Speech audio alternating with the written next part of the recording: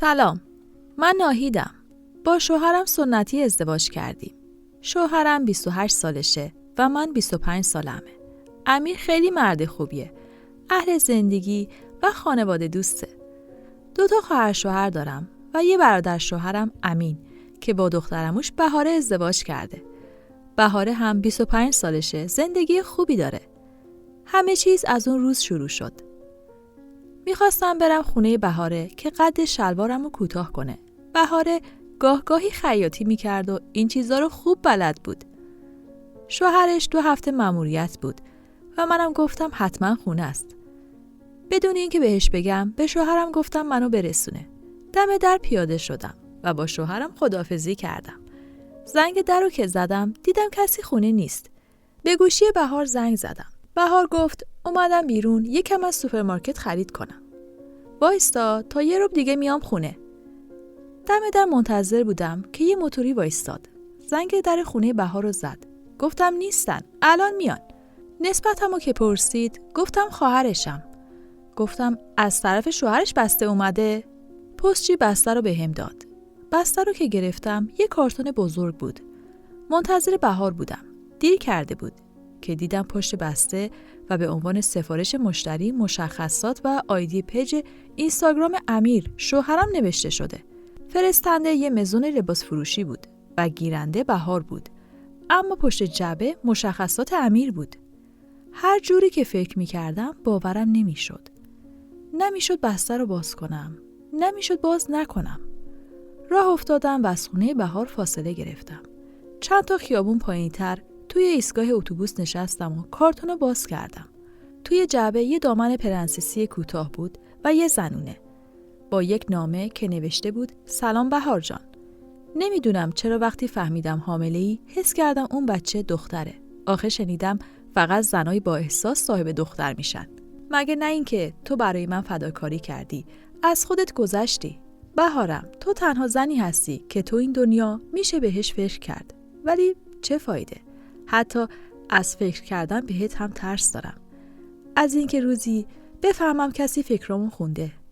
بهارم، مواظب خودت و فرشته‌ای که تو راهه باش. شاید توی دنیای دیگه بابای اون بچه منم و امین هم با یه زن دیگه شاد و خوشحاله. ساعتها بی‌اعتنا به زنگای امیر و بهار توی ایستگاه اتوبوس نشسته بودم و به صندلی سردش تکیه داده بودم. میترسیدم. از حرفایی که خونده بودم خجالت میکشیدم. ما کی همچین خانواده‌ای بودیم که چشم به ناموس خودمون داشته باشیم؟ امیری که هیچ وقت به بهار حتی نگاه نمی‌کرد و بهاری که هیچ وقت تمایل نداشت با امیر تنها باشه. کی غافل بودم ازشون که حالا عاشق هم شده بودن. جعبه رو برداشتم و رفتم سمت خونه. میخواستم همه چی رو به امیر بگم. وقتی رسیدم کسی خونه نبود. جعبه رو زیر تخت گذاشتم و چند بار دیگه مرور کردم ماجراها رو. با خودم فکر کردم الان که بهار بچه دار شده شاید رابطه‌شون خراب شده. من باید یک کم مدرک داشته باشم که حرفمو ثابت کنم. یه جعبه و 2 دامن چیو میخواد ثابت کنه؟ از جعبه و نامه عکس گرفتم. گذاشتم توی یه کارتون دیگه و همونجا دادم دست پیک. زنگ زدم به امیر و گفتم اومدم خونه. فقط حالم خوب نبوده. جلوی تلویزیون نشسته بودم و نگاه به فیلم عروسیمون مینداختم. به نگاه‌های پر از حسرت بهار و امیر. به حرفایی که خواهر شوهرم زیر گوش بهار گفت. و اونم اخماش رفت تو هم و رفت نشست یه گوشه. چرا اینا رو تا حالا ندیده بودم؟ اونقدر واضح جلوی چشمم بودن. دوباره فیلم و عکس‌ها رو دیدم. عکسای شب بله برونم که امین تنها بود و گفته بودن بهار معده درد شدید گرفته. لباس پوشیدم و رفتم خونه خواهر شوهرم. شوهرش از اینکه سر ظهر رفته بودم اونجا تعجب کرده بود. خواهر شوهرم با تعجب بهم نگاه کرد و گفت چی شده ناهید جان؟ راه گم کردی سر ظهری؟ گفتم یه کاری باهات داشتم. یکم خصوصیه. شوهرش گفت من برم پیش بچه‌ها یه چرتی بزنم. خواهر شوهرم کنارم نشست و گفت ناهید جان چی شده؟ با بغضی که تو گلوم بود گفتم امیر از بهار خوشش میاد. نه اصلا انگاری خیلی همو میخواستن. واسه خاطر همینم شب خواستگاری من و بله برون بهار نیومد. تو عروسی همونجوری ناراحت بود. 1-2 سال اول که تو عقد بودم تو تو هر مهمونی که من بودم بهار نبود. رنگ از رخ خواهر شوهرم پرید. گفتم آره فرزانه خانم. فرزانه با دست و پای لرزون گفت دروغ گفتم بهت. به خدا دروغ گفتن. اصلا بین این دوتا هیچی نبوده. گفتم هیچی نبوده؟ خودم نامه ها و پیغام پسخوماشون رو دیدم. فرزانه دستم رو گرفت و گفت به قرآن هرچی بوده مال قبل ازدواج بهار و امین بوده. دوتاشون جوون بودن، بچه بودن، همش 18-19 سالشون بود. تو رو خدا این ماجرا رو به کسی نگو. اصلا غیر من کسی از ماجرا خبر نداره. گفتم چرا نرفتین واسه امیر خواستگاری؟ چرا واسه داداشت رفتین؟ فرزانه سری تکون داد و گفت دختر عمومون بود. اون موقع امین قلبشو عمل کرده بود. حالش بد بود. به غریبه اعتمادی نبود. رفتیم خواستگاری بهار. عموم همون شب اول گفت دختر مال خودمون، پسرم مال خودمون. کی میتونه این وصلت رو خراب کنه؟ نظر بهارم کسی نپرسید. قرار شد چند روز بعد به هم محرم بشن. تا اینکه امیر اومد سراغم و گفت اگه بهار رو بدیم به امین من یه بلای سر خودم میارم. گفتم به خاطر داداشت بگذر از این ماجرا. تو هنوز بچه‌ای، سنی نداری. این دختر بهار هنوز 19 سالشه. امیر هم داد زد و گفت کجا بچم؟ بهار 19 سالشه. من که 19 سالم نیست. اون روز امیر خیلی توپش پر بود.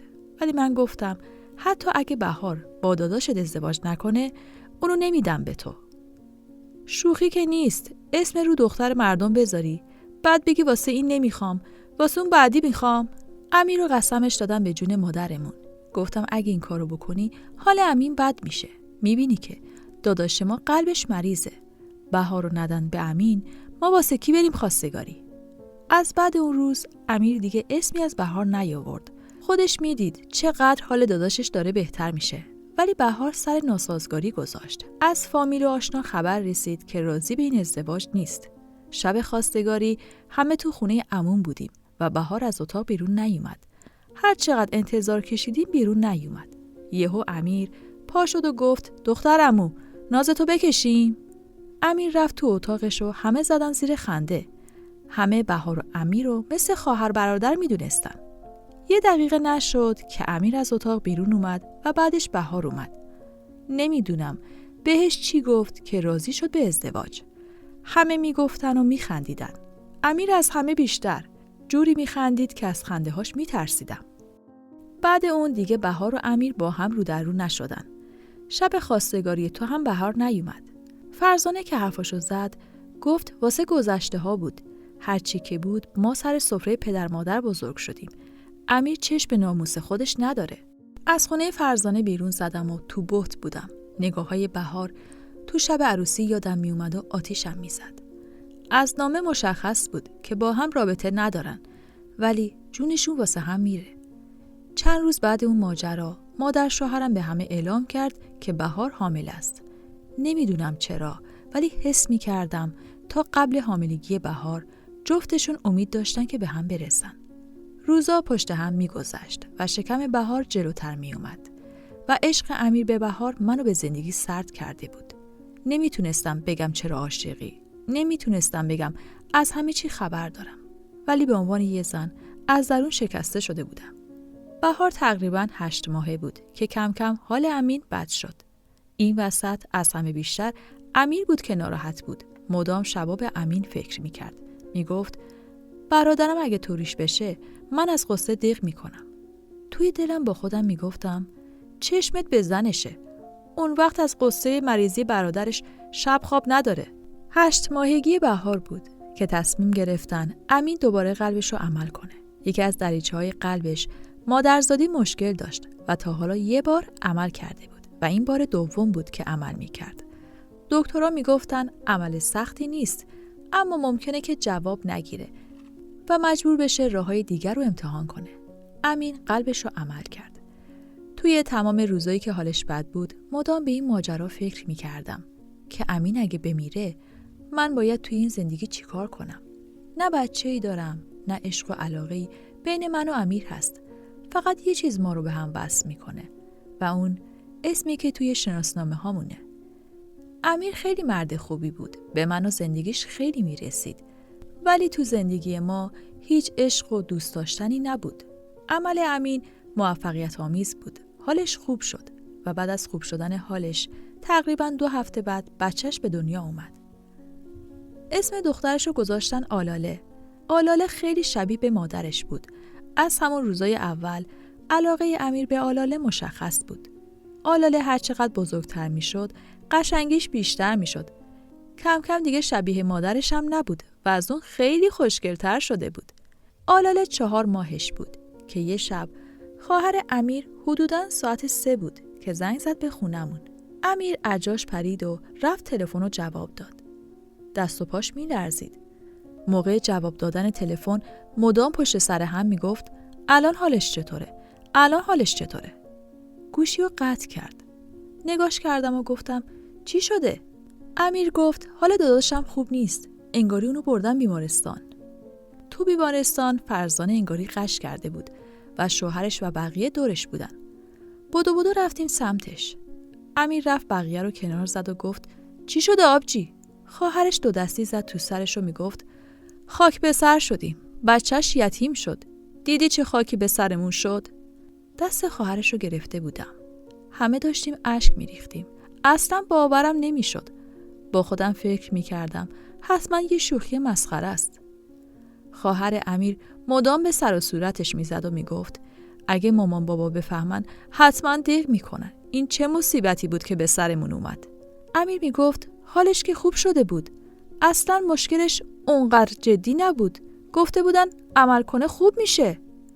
خواهرش میگفت نمیدونم. اینم تقدیر ما بوده که سیاه‌بخت باشیم. هنوز پدر مادرش خبر نداشتن که امین توی بیمارستانه و حالش بد شده و تموم کرده. خبری از بهار نبود و هیچ کس هم به فکر این نبود که بهار کجاست. یهو امیر گفت بهار کجاست؟ آلاله کجاست؟ نمیدونم چرا با این حرفش حالم یه جوری شد. خواهرش گفت خواهرت اومد دنبالش توی ماشینن، همین اطراف رفت که واسه بچه شیر خشک بخره. امیر گفت من برم یه سری بهشون بزنم و زنگ زد بهشون و رفت. وقتی برگشت خواهر دیگه امیر و بهارم همراهشون بودن. بهار درست نمیتونست راه بره. چشماش اونقدر باد کرده بود که از دیدنش تعجب کردم. آلاله هم توی بغل امیر بود. خبر فوت که به پدر مادر امیر دادیم انگار 100 سال پیر شدن. مادرش که تا چند روز توی بیمارستان بستری بود و باباش بعد مرگش دیگه با کسی صحبت نمی کرد. به سختی می شد صداشو بشنوی. انگاری همه توی بهت بودیم. 5-6 ماه از مرگ امین گذشته بود که یک روز صبح که از خواب بیدار شدم صدای حرف زدن امیر با تلفن می اومد. دقت کردم که دیدم داره با خواهرش صحبت میکنه. میگفت تو کاریت نباشه. چیکار به زندگی بهار داری؟ من خودم بهشون رسیدگی میکنم. بچه امین عین بچه خودمه. نمیدونم چرا با شنیدن این حرف خون به مغزم نمیرسید. عصبی بودم. حتی نمیتونستم درست نفس بکشم. با خودم فکر کردم لااقل میذاشت 1 سال از مرگ امینی بیچاره میگذشت. بعدش اینجوری برای ازدواج باهاش سر و دست میشکست. به بهار و گریه‌هاش توی اعضای امین فکر میکردم. با خودم فکر کردم شاید حتی موقع زنده بودن امین این دوتا با هم دیگه رابطه داشتن. دلم میخواست سر امیر داد بزنم ولی میگفتم چه فایده داره؟ لباسمو پوشیدم و راه افتادم سمت خونه بهار. درو که زدم از آیفون گفت بیا بالا آبجی. با شنیدن این حرف بیشتر حرصی شدم. درو باز کردم و بدون سلام گفتم اگه خواهر خودتم بود اینجوری سر زندگیش آوار میشدی؟ اون امیر نامرد که برادری سرش نمیشه. تو لااقل یه ذره شرف داشته باشه. به خاطر این بچه 6 ماهه 1 سال واسه شوهرت صبر میکردی. بهار با تعجب بهم نگاه کرد و گفت چی میگی؟ گفتم از همه چی خبر دارم. از عشق و عاشقی قبل از ازدواجتون. از اینکه الان میخواد تو رو عقد کنه. از اینکه همین الان با هم رابطه دارین. از کادویی که موقع حاملگی برات فرستاده. نمیدونم چرا تا الان صبر کردم و همه چی رو به امین خدا بیامرز نگفتم. ولی از الان به بعد دیگه طاقت ندارم. من که میخوام طلاق بگیرم. ولی حیف اسم مادر که روی توئه. بهار بهم نگاه کرد و گفت حیف اسم زن که روی توئه و این تهمت‌ها رو داری به من میزنی. اگه چیزی بین من و شوهر تو بوده واسه چند سال پیشه و قبل از ازدواجمه. من الان جز به دخترم به چیز دیگه‌ای فکر نمی‌کنم. فکر کردی با داغ بیوه بودن و یه بچه 6 ماهه یاد عشق و عاشقی گذشتم افتادم؟ من همون روزی که شوهرت گفت به خاطر من برو زن یکی دیگه شو دورشو خط کشیدم. الان هم جز برادر شوهر و پسرمو برام هیچ چیزی نیست. پوزخندی زدم و گفتم جز پسرمو چیز دیگه ای نیست که برات کادو میفرسته؟ با تعجب بهم نگاه کرد. گفت اگه منظورت اون جعبه‌ای که فرستاده بود همون روز واسش پس فرستادم. اونم معذرت خواهی کرد و بهش گفتم دیگه دلم نمیخواد از گذشته ها حرفی باشه. تو واقعا فکر کردی من با یه بچه و با شوهری که دیگه بالا سرم نیست هنوز به فکر عشق و عاشقیم؟ با تعجب بهش نگاه کردم. گفتم همین امروز داشت با خواهرش صحبت میکرد در مورد تو که بچه تو بزرگ میکنه. بهار با حرص نشست رو صندلی و گفت ببین خواهرش میگفت که من این خونه رو بدم به اجاره و پس انداز بشه واسه آینده آلاله. ما هم بریم خونه پدر مادرش زندگی کنیم. منم گفتم نمیخوام. این وسط امیرم از من پشتیبانی کرد. دیگه نمیدونم بقیه ماجرا چی بوده. با عصبانیت بهش نگاه کردم. گفتم یعنی تو دیگه امیر رو نمیخوای؟ یه قطره اشک از چشماش چکید و گفت من زندگیم تباه شده. زمانی امیر رو میخواستم. ولی الان تنها مردی که رو زمین نمیخوام اسمشو بشنوم امیره. من اون زمان دلم نمیخواست زن امین بشم. چه امیر رو دوست داشتم چه نداشتم. ولی امیر اومد جون خودشو قسم داد. گفت اگه تو زن امین نشی من میذارم واسه همیشه از این شهر میرم. آواره اینور اونور میشم. منو جلو خانوادم شرمنده نکن. به خاطر من زن امین بشو. منو مجبور کرد که زن امین بشم. زن مردی که مشکل قلبی داشت. معلوم نبود بتونه بالا سر من و زندگیم باشه. الان هم که میبینی با یه بچه شدم بیوه. حق من تو زندگی خیلی بیشتر از اینا بود. ولی دلیل نمیشه بخوام حق تو رو بخورم و به شوهر تو چشم داشته باشم. پرونده من و امیر خیلی وقتی که بسته شده. خیالتم از این بابت راحت باشه. گفتم من دیگه امیر رو نمیخوام. میخوام ازش جدا بشم. میتونی با خیال راحت باهاش ازدواج کنی. بهار با حرص گفت هیچ چیزی بین من و امیر نیست. من حتی اگه بخوام ازدواج کنم دیگه با اون آدم ازدواج نمی کنم. امیر اگه میتونست پای عشق و دوست داشتن وایسته همون زمان منتظر امین نمیشد. من دیگه اون دختر بچه ساده نیستم. الان تنها چیزی که برام مهمه دخترمه. دوره ازدواج و عشق و عاشقی رو واسه همیشه خط کشیدم. فکر کردی بعد چند سال با یه بچه تو فکر اینم که توی 18-19 سالگیم هستم و برادر شوهرمو میخوام؟ الان بیام زندگیشو خراب کنم بشم زن اون؟ بعدن جواب بچه‌مو چی بدم؟ با شرمندگی نگاه به بهار انداختم. ولی هنوزم توی دلم شک بود. با خودم میگفتم اگه بهار چراغ سبز نشون نداده پس چرا امیر واسش کادو فرستاده؟ 1000 تا فکر و خیال تو سرم بود که بهار گفت تو میخوای از شوهرت جدا بشی بشو، ولی اینو مطمئن باش که من هیچ وقت زن امیر نمیشم. شاید زن مرد دیگه‌ای بشم که اونم الان ازش مطمئن نیستم. تنها چیزی که الان برام مهمه اینه که بتونم به زندگی دخترم سر و سامون بدم. از خونه بهار که اومدم بیرون خیلی مردد بودم. با خودم فکر کردم کاش اول همه چی رو به امیر میگفتم. وقتی برگشتم خونه امیر خونه نبود. شروع کردم توی ذهنم حرفا رو کنار هم چیدن. میخواستم همه چی رو به امیر بگم. نزدیک 1 سال بود که زندگی واسم جهنم شده بود و هیچ حسی به شوهرم نداشتم. وقتی امیر از سر کار اومد گفتم میخوام باهات صحبت کنم. امیر نشست و گفت جانم بگو چی شده؟ گفتم امیر من از همه چی زندگی گذشته تو خبر دارم. میدونم تو و بهار عاشق همدیگه بودین. میدونم تو بهار رو مجبور کردی که زن امین بشه و اینو میدونم که هنوز دوستش داری و موقع حاملگی براش کادو فرستاده بودی. امیر با تعجب بهم نگاه کرد و گفت اینو رو کی بهت گفته؟ گفتم کی گفته مهم نیست. مهم اینه که از همه چی خبر دارم. امیر با عصبانیت نگام کرد و گفت این حرفا رو جایی نگی ها. دلم نمیخواد پشت سر بهار حرفی بیفته. بعدشم هر چی بوده مال قبل بوده. الان فقط زن داداشمه و دلم میخواد سر و سامون داشته باشن. یه نگاه مسخره بهش انداختم. گفتم مطمئنی فقط زن داداشته؟ یه وقت نمیخوای زن خودت باشه؟ امیر با سر و صدا گفت من چه جور آدمیم؟ فکر کردی واقعا به زن داداشم چشم داشتم؟ روزی که اون عقد کرد همه چی رو فراموش کردم. گفتم اگه چشم نداشتی پس چرا واسش کادو فرستادی؟ امیر گفت واسش کادو فرستادم چون تا قبل اون فکر میکردم زندگی بهار و امین خوب نیست. فکر میکردم به خاطر من زنش شده. اون کادو رو فرستادم و برای همیشه فراموشش کردم. خدا شاهده هیچ وقت به فکر عشق و عاشقی گذشته نبودم. من تو رو دوست دارم. همه چی گذاشتم کنار و فقط به زندگیمون فکر میکنم. پوزخندی زدم و گفتم به فکر زندگیمونی که واسه زن برادرت کادو فرستادی؟ امی با ناراحتی سرشو پایین انداخت و گفت هر روز و هر شب واسه اون کار دارم خودمو لعنت میکنم. تو دیگه یاد من نیار. به خدا دارم از عذاب وجدان خفه میشم. به روح برادرم من نیتی نداشتم. حتی دلم هم نمیخواست زنشو دوباره به فکر خودم بندازم. ولی با خودم فکر کردم شاید اینجوری بهار منو ببخشه. من خیلی باهاش بد کردم. مدام عذاب وجدان داشتم. نکنه با امین خوشبخت نیست.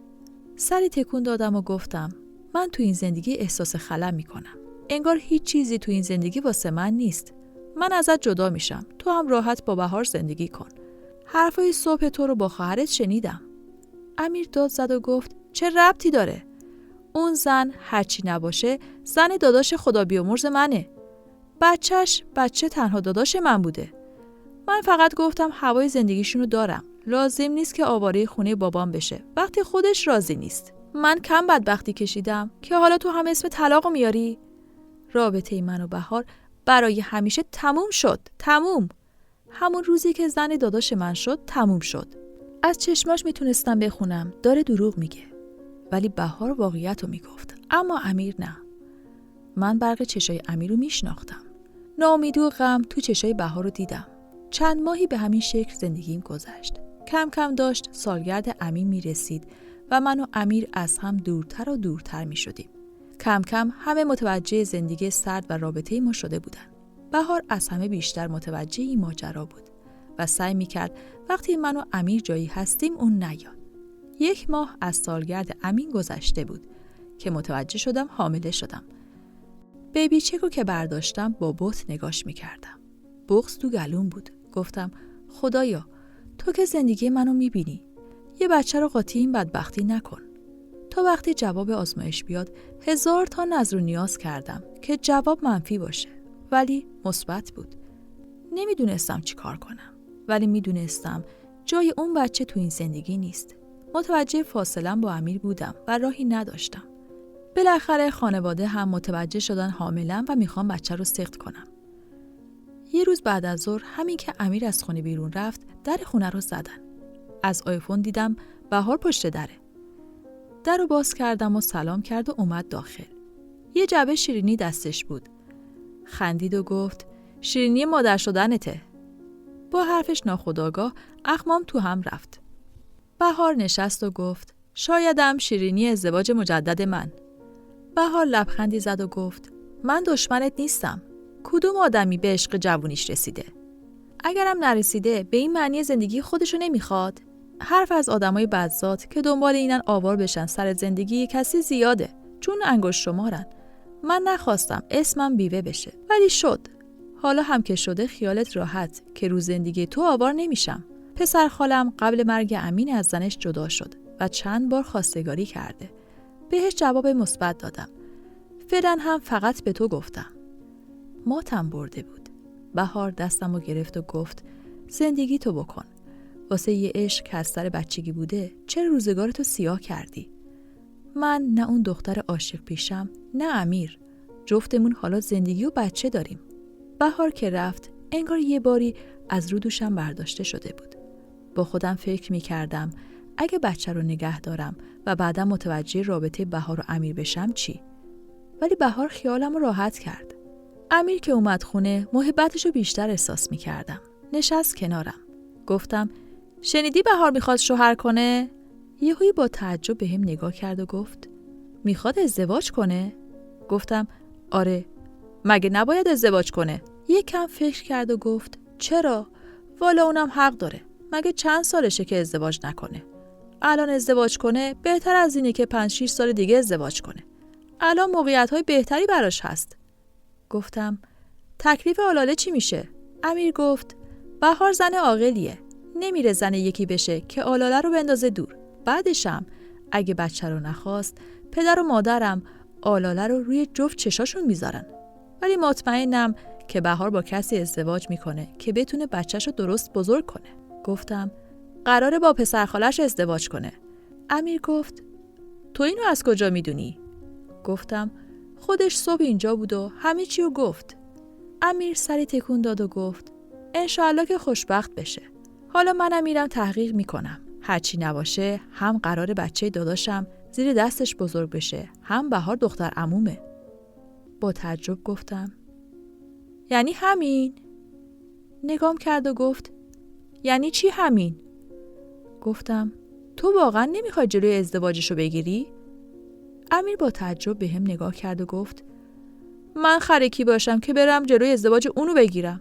بعدشم من خودم زن و زندگی دارم، برم به یکی دیگه بگم تو زندگی نکن؟ دستمو گرفت و گفت ببین ناهید، اگه فکر کردی که قرار بین من و بهار اتفاقی بیفته نمیفته. من بهار رو خیلی وقت فراموش کردم. تو رو که زنمی دوست دارم، زندگیمو دوست دارم. نمیگم اشتباه نکردم. اون کادو رو به قصد اینکه رابطه ای رو شروع کنم نفرستادم. اتفاقا فرستادم که همه چی رو تموم کنم. کارم بد بود، زشت بود، ولی خدا شاهده هیچ وقت به ناموس برادرم چشم نداشتم. امیر این حرفا رو میزد و من داشتم توی ذهنم مرور میکردم که به ناموس برادرش چشم نداشت، ولی وقتی که برادرش مرد کی بهتر از امیر که بره بالا سر بچه برادرش و زنش رو عقد کنه؟ با خودم فکر کردم اگه بهار یه گوشه چشمی برای امیر میومد الان زندگی من از هم پاشیده بود. کم کم از فکر سیخت بچه بیرون اومدم. بعد از مدتی زندگیم رنگ و بوی خوب به خودش گرفت. حتی اگه امیر قصد داشت که با بهار باشه، بهار تمام راه‌ها رو به روش بست و 2 بار ازدواج کرد. الان از اون ماجرا چند وقتی که میگذره. زندگیم خوبه و امیر به من و پسرم خیلی میرسه. دیگه همه جوره به خیال بهار شده و منم سعی میکنم به این چیزا فکر نکنم. داستان زندگی من شاید خیلی جالب نباشه، ولی براتون گفتم تا بدونید که همه زنها مثل هم نیستن. و هستن زنهایی مثل بهار با اینکه عاشق مردین ولی حاضر نیستن به همجنس خودشون خیانت کنن. این روزا وقتی میبینم که توی همه پیجا پر شده از اینکه زنهای مطلقه و بیوه خونه خراب کنن و از اینکه همه با همدیگه رابطه دارن و هیچ تعهدی نمونده، یاد زندگی خودم میافتم. وقتی که خیلی راحت به اسم اینکه مرد غریبه نیاد بالا سر بچه برادرش و میتونستن با همدیگه ازدواج کنن و منم نمیتونستم حرفی بزنم، اما این کارو نکردن. الان بهار دوباره حامله شد و از ته دل براش خوشحالم. از همتون میخوام اگه قبل ازدواج عشق و عاشقی دارین، بعد ازدواج دیگه بهش فکر نکنید. اگه شرایطی مهیا شد که با اون فرد رابطه داشته باشید، به همسرتون فکر کنید، به اینکه چه شکستی بخوره وقتی بفهمه شما دارین بهش خیانت میکنید. مشاور خانواده در مورد خیانت مردان متأهل میگه تحقیقات نشون میده که مردان برای تفریح به رابطه جنسی روی میارن و زنان برای تجربه عشق. علت اون هم اینه که ساختار بیولوژیکی مردان با زنان تفاوت زیادی داره.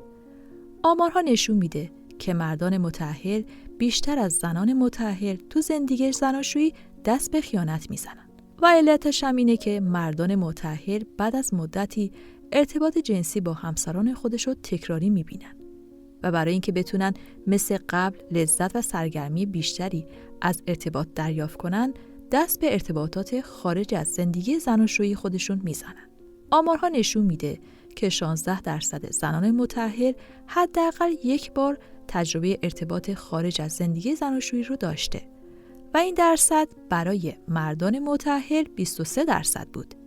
البته این نشون نمیده که مردان تمایل بیشتری به خیانت دارند، بلکه این امکان برای مردان ساده تره. چون اکثر زنان تا ارتباط عاطفی با شخصی برقرار نکنن، نمیتونن با مردی ارتباط جنسی برقرار کنن. در حالی که مردان این کارو چون برای تفریح انجام میدن، پس ساده تر به اون تن میدن و به راحتی از کنارش میگذرن. و حالا بپردازیم به خیانت زنان متأهل. در تحقیقاتی که در سال 2018 انجام شده، مشخص شد که نیاز به عشق مانند دیگر نیازهای انسان یک نیاز اساسی است و باید به اون پاسخ داده بشه.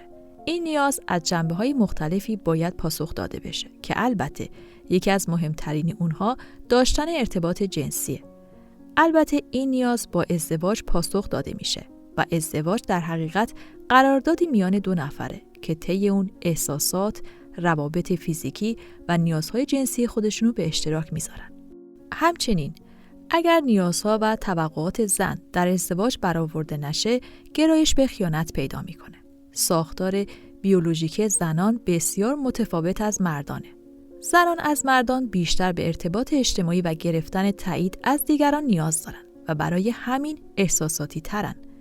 به دلیل همین ساختار بیولوژیکی متفاوته که زنان بیشتر در موقعیت‌های احساسی و تجربه عشق قرار می‌گیرند و با قرارگیری در چنین موقعیت‌هایی امکان ارتباط جنسی و در نتیجه خیانت به همسر براشون پیش میاد. در واقع زنان برای تجربه عشق که وارد رابطه جنسی میشن و اگه تو زندگی زناشویی خودشون به اندازه کافی عشق دریافت نکنن، میل به خیانت میابند. دوستان عزیزم، لطفاً دیدگاه‌های زیباتون رو در مورد این داستان تو کامنت ها برام بنویسید و با لایک، کامنت، سابسکرایب کردن از من حمایت کنید. تا یادم نرفته اون زنگوله رو هم فعال کنید. مرسی که همراه منی.